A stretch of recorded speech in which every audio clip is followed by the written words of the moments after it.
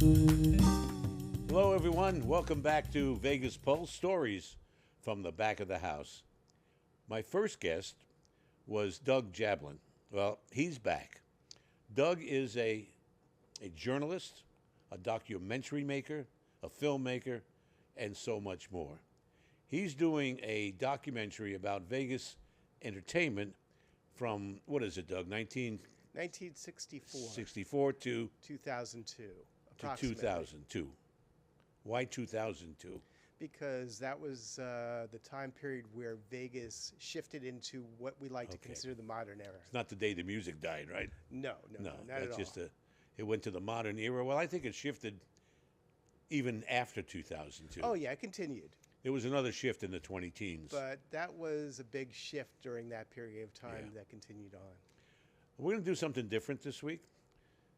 He's going to ask me questions, so I'm going to turn it over to Doug here in just a second about those days where everybody wants to hear the stories. Now, let me add a caveat to this.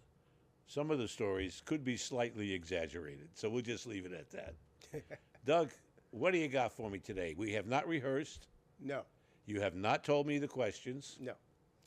so I'm ready to go. What do you got? So you are living history, Ron. You are fascinating because you were there in the 70s, and most people are gone or they've forgotten it. But you've got a great memory, and you can tell the stories about that era where Vegas was still the wild, wild west. No doubt. And nightclubs, were still run by the mob. There was prostitution. It was a crazy time. It was a crazy time, but it was wild and it was open and it was free. Not free financially, free like the First Amendment free, whatever. Even though prostitution was illegal, except out in Nye County and some Story County and some of the other counties, which is a big source of revenue. If you want to talk about Sherry's Ranch, Chuck Lee, who was the homicide detective from the Metro, when he retired, I guess they make a lot of money. He bought Sherry's Ranch. And there's stories about that as well out in Pahrump. But here in Las Vegas, it wasn't enforced. It was part of the allure of the town. They were everywhere, up and down the strip. One sheriff would come in, and he'd get a little stringent, and he would restrict, get off the strip, get off the sidewalk rather, and get in the building. Well, the 70s then the were hotels still didn't want the them era of inside. Ralph Lamb. Ralph Lamb was open. So was his successor. I believe his name was John McIntyre. That's probably wrong, but it started with Okay. an M. I've forgotten. And he came in, and he was even more liberal than Lamb. Lamb would have done anything if you voted for him or you contributed to his ad campaign. He was always on your side. I think I told you last show, we got badges if we put $500. Maybe I didn't. No. We would get a badge, a police badge, official police badge, if we contributed $500 to Ralph Lamb's running for re-election. Wow. I'll never forget. I was at one of the bowling alleys, and I think it's long gone. And he was having a fundraiser. I went to it, put up my money, got my badge. And that badge got me into the Muhammad Ali Leon Spinks fight, the one he lost. Lost So the you championship. didn't have to pay for tickets. I didn't have to pay for anything. Once you had that badge, movie theaters, no tickets for any of the shows. It was all on the house. Everything was comped because I supported the sheriff. McIntyre came in with the same thing. We supported the sheriff. He did a marvelous job, except all the complaints was that all the ladies of the evening were crowding the streets, and people were being bothered, tourists who'd walk by and they'd be solicited. So that wasn't good. And that began to happen. So the next sheriff that came in, he cleaned it all up. In came the badges. They recalled the badges. All the girls were kicked off the street corners. The best one was Flamingo and Las Vegas Boulevard, right there in front of Dre's, Yeah. which is now going to be the Cromwell, which is now going to be a Vanderpump Hotel. You're familiar with that. Sure. But most of the girls, when they got kicked off the street, you could still find them on Boulder Highway, but, you know, ugh, you know, we don't want to go there. Went to the strip clubs in it was in the 90s. I'm already into the 90s where I was involved with marketing the Olympic Garden Strip Club, which is now the Spearmint Rhinoceros, Spirit Rhino, right on the strip. The strip starts here. Peppermint slogan. Hippo. That's it, Peppermint Hippo. That's where the Olympic Gardens was. Now, the story there is we got sued. He got sued. His name was, I'll think of it in a minute. I had it a second ago. Iliadis. And he owned Yellow Cab and Checker Cab and also the Olympic Garden. But we had to get the word Olympic out of there because the U.S. Olympic Committee sent a cease and desist. It was called the Olympic Gardens Yeah. because it was a restaurant first. And then it became a strip club. Oh. But because it was a restaurant, it had a gaming license. No strip clubs have gaming licenses. They don't go together. But this was a restaurant first, so it was grandfathered in. Yeah, that's the workaround. Yeah, he used to tell me that he gets all his money back. Pete Iliadis, he gets all his money back. I said, how does that happen, Pete? He said, well, the girls, first of all, there was a $45 tip in. You know what that is? No. They paid to be on stage. They bought their stage time. Oh. $45 tip in. There was a percentage of what they made that went to the house. They got the rest, which was substantial. They make tips. But they would gamble it away after their shift, or they would drink it away after their shift. Mm-hmm. And that is how he got his money back. They never left the building. We got to take a break right now. I hope you enjoyed that story. We'll be back on Vegas Pulse, Stories from the Back of the House with Doug Jablin and me, your host, Ron Garrett. Be right back.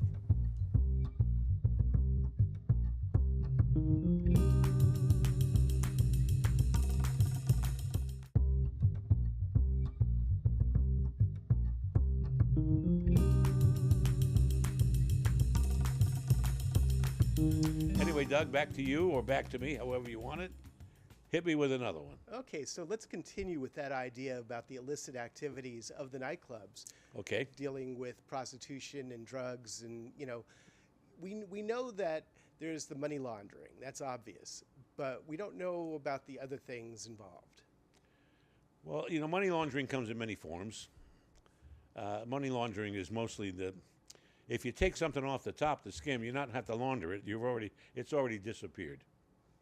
So how they money launder, I don't know the particulars of all that. But as far as the illicit businesses inside all these, they were always there. It's part of the Vegas charm, if you will. Now, some people don't think prostitution is charming. I think they do. And I met a lot of the ladies who did that and they were strippers as well. And they're all nice people, by the way. I mean, they're all nice people. I got one thing I want to tell you, though. 100% of the strippers in a club, always a percentage that are different than the rest. Some of the ladies that would fly in from L.A., San Diego, San Francisco on Air West at the time, it was called the hooker flight that would leave on Friday afternoon and come back Monday morning.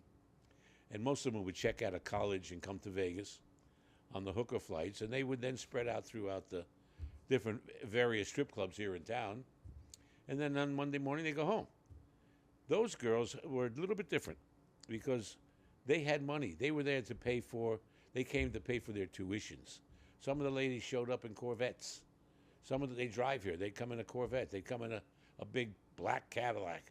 They'd show up with private cars, private planes, because they took the money they made and they didn't blow it on booze, drugs, and gambling, like most of the women that did that profession did. What else you got? So they kept it clean.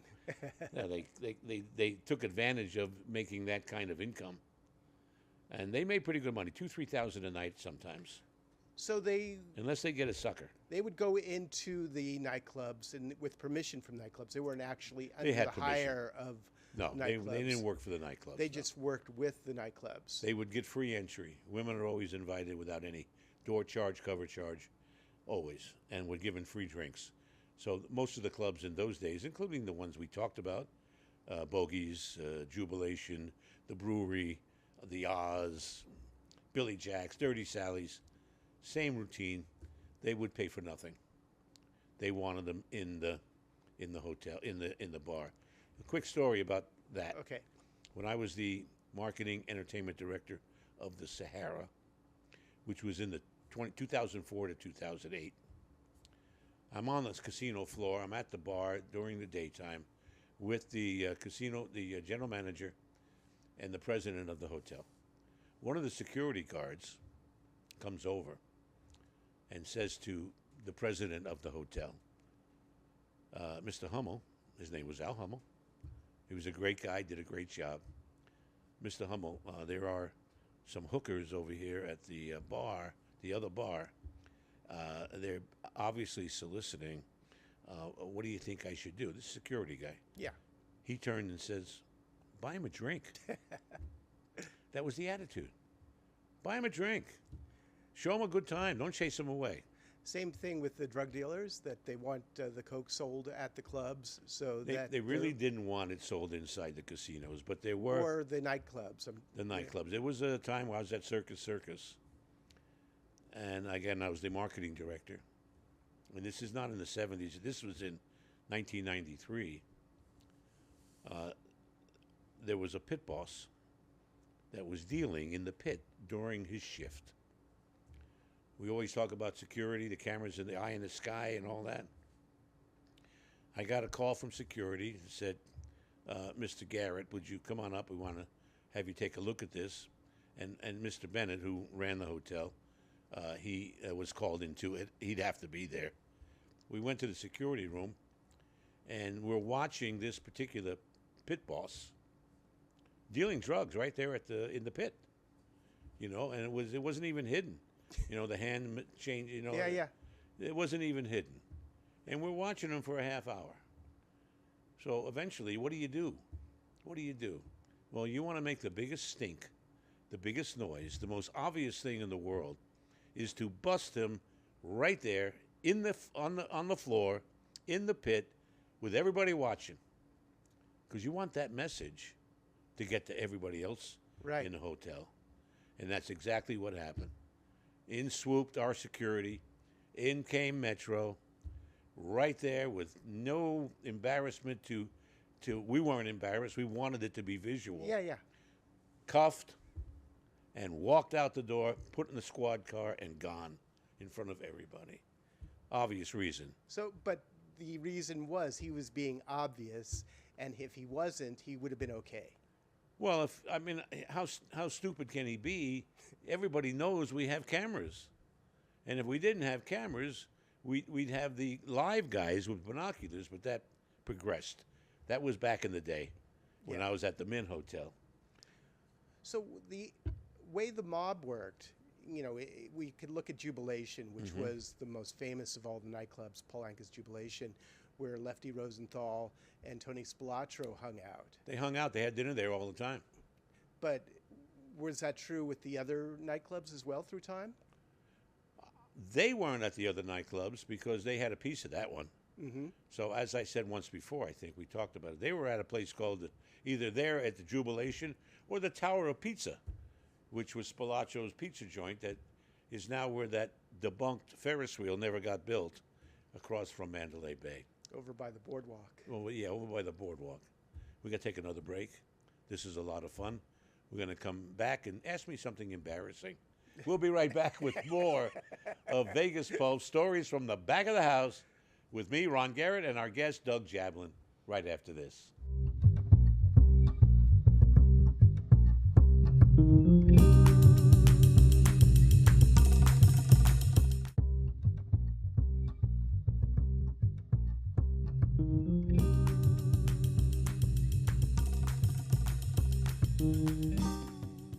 And we're back on Vegas Pulse, stories from the back of the house.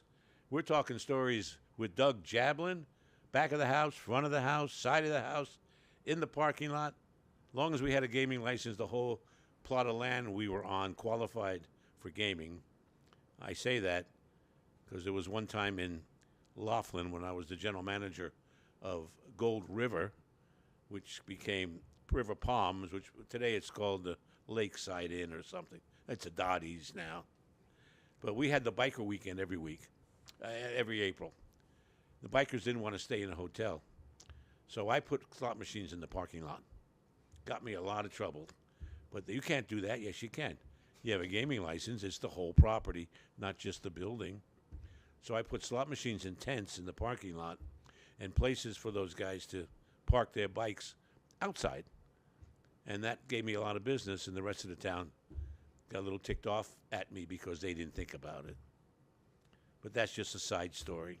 So, in relation to the disco era, and you being a party boy, we haven't really gotten into that side of things, that you were driving really fancy cars and, you know, you're partying all night long to collect your money at the end of the night. All night long. What was that like? It was very tiring. Also, you had to have a lot of resilience because I had a job. Now, we had an ad agency in those days in the 70s. Tom Letizia, my partner, and I. Tom would work 9 to 5, 9 a.m., 5 p.m., like most people. Somebody had to be there. But since we had 7 nightclubs that we were the ad guys for, my shift was 9 to 5, 9 p.m. to 5 a.m. But there were times that I had to do a radio show on the weekends at 6 a.m. So there was plenty of times where I didn't go to sleep. I didn't go home. I was out partying, yeah, I was, and collecting, but mostly it was client service. You know, we're out there trying to keep the account, and we're trying to get paid. But that's a good excuse, by the way, to call it client service, because that's what we were doing, and we had a terrific time doing that. It was a lot of fun. But what was it like? Just, you know, that what was it like? Being embedded in that era, the way you were, you know, were you into the music? Did you like to dance? No, I didn't like to dance. I would do one dance and sit down because all the ladies wanted to dance, and I would go for one. But no, I didn't like to dance. The reason why I didn't like to dance, I'm wearing a 3-piece suit. I got stiff starched collars, a tie, and it's 105 degrees outside. I don't want to sweat. I don't want to ruin my suit. But I had a suit for every day, and because at one time one of my clients was a clothing store, so I would trade out for suits. And I had a new suit every night. And it was a lot of fun, but I didn't want to get sweaty, so I didn't want to dance. But most of the time, it was just socializing and trying to have a good time. And then sometimes you'd pick up the stragglers at 5 in the morning who didn't find a guy that night, and they're staggering out the front door, and I just happened to be there. And you want to watch me do a radio show? You know. So the question I have related to the mob is, people are still scared of the mob to this day, that they don't want to say anything that could incriminate themselves or, you know, anyone else.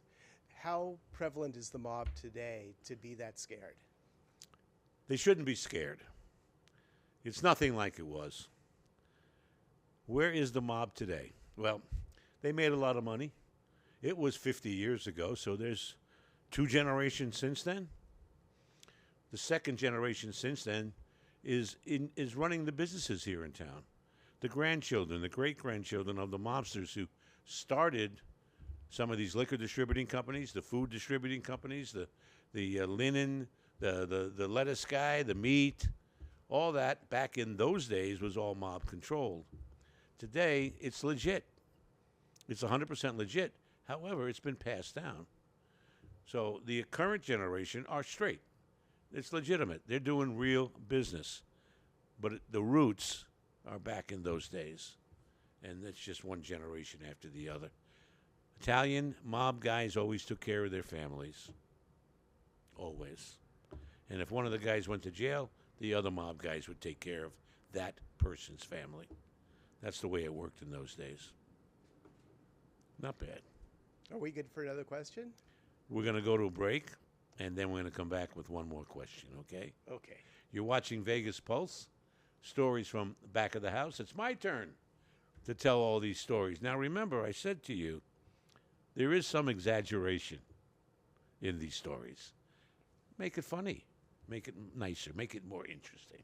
We'll be right back with Doug Jablin.